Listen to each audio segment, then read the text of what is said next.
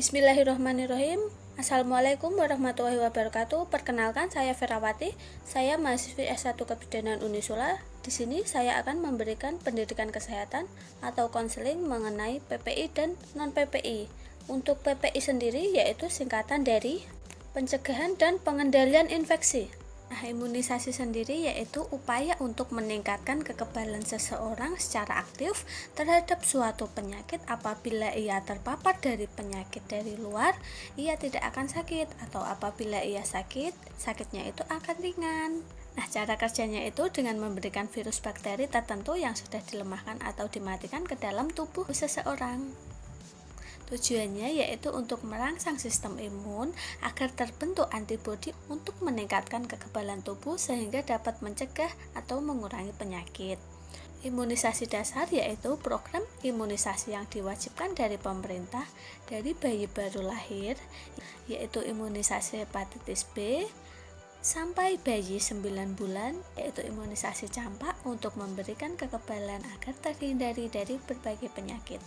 Kemudian jadwal imunisasi dasar pada usia 0 sampai 7 hari diberikan imunisasi hepatitis B, pada usia 1 bulan diberikan imunisasi BCG dan polio 1, pada posisi 2 bulan diberikan imunisasi DPT, HB, HIB 1, polio 2, kemudian pada usia 3 bulan diberikan imunisasi DPT, HB, HIB 2, polio 3, pada usia bayi 4 bulan diberikan imunisasi DPT, HB, HIB 3, polio 4, kemudian pada usia 9 bulan diberikan imunisasi campak.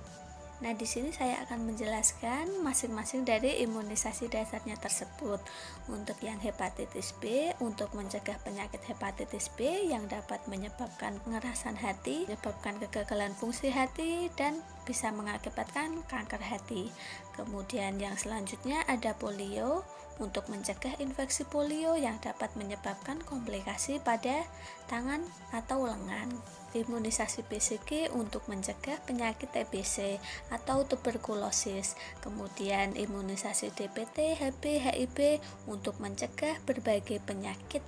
Ini ada 6 penyakit ya, yaitu difteri, pertusis, tetanus, hepatitis B, radang paru, kemudian radang selaput otak yang disebabkan oleh kuman HIB. Selanjutnya ada campak atau MR.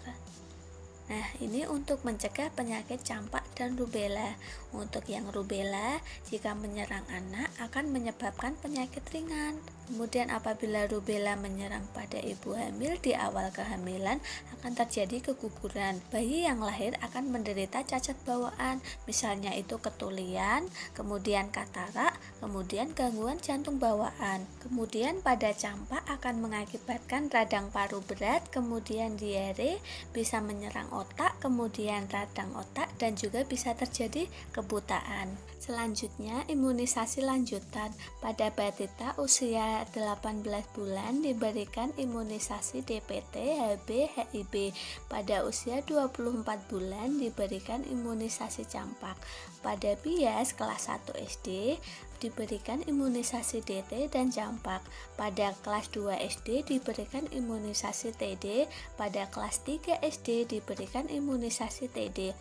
Kemudian imunisasi pilihan, yaitu imunisasi yang diberikan sesuai kebutuhan untuk melindungi dari penyakit menular tertentu seperti MMR, tifoid, varicella, hepatitis A, influenza, pneumokokus, dan rotavirus. Imunisasi MMR untuk mencegah penyakit campak, gondok, rubella atau disebut campak Jerman. Imunisasi ini diberikan pada bayi usia 15 bulan dan anak 6 tahun. Selanjutnya tifoid, untuk mencegah masuknya bakteri Salmonella typhi ke tubuh yang membawa penyakit tipus atau demam tifoid. Imunisasi tifoid diberikan pada anak pada usia lebih dari 2 tahun dan pada anak usia 3 tahun. Selanjutnya imunisasi varicella untuk mencegah terjadinya cacar air. Pemberian imunisasi varicella pada anak usia lebih dari 5 tahun. Yang selanjutnya, hepatitis A. Untuk mencegah masuknya virus hepatitis A ke dalam tubuh yang menyebabkan penyakit hati. Imunisasi hepatitis A diberikan pada anak usia lebih dari 2 tahun. Nah, pemberian imunisasi ini diberikan 2 kali dengan jarak pemberiannya 6-12 bulan. Kemudian imunisasi influenza untuk mencegah masuknya virus influenza. Nah, imunisasi ini diberikan pada bayi usia 6 bulan, diberikan 1 kali dalam 1 tahunnya. Selanjutnya, imunisasi pneumokokus untuk mencegah masuknya bakteri pneumokokus ke dalam tubuh. Bakteri ini membawa penyakit meningitis, kemudian radang paru, dan infeksi telinga. Imunisasi ini diberikan pada bayi usia 2 bulan, kemudian usia 4 bulan, kemudian usia 6 bulan, kemudian usia 12-15 bulan. Imunisasi ini diberikan 2 kali dengan jarak pemberian 2 bulan. Selanjutnya, rotavirus untuk mencegah diare yang disebabkan oleh rotavirus. Untuk pemberian imunisasi rotavirus diberikan pada anak usia 10 minggu dan 14 minggu. Alhamdulillahirrabbilalamin, pendidikan kesehatan atau sedikit sharing informasi dari saya sudah selesai. Semoga ilmu yang saya berikan bermanfaat bagi teman-teman semua. Terima kasih atas perhatiannya. Wassalamualaikum warahmatullahi wabarakatuh.